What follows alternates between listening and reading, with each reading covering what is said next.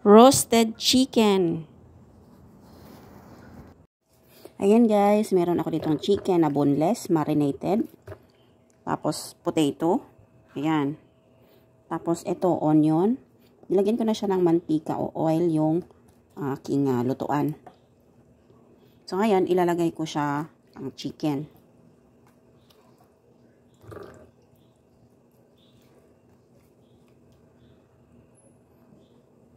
Tapos, ipapatong ko yung potato.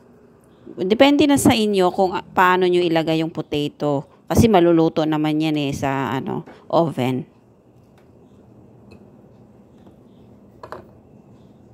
Kailangan lang lagyan ng konting oil sa baba para maging mabango yung onion at saka hindi didikit yung ating chicken.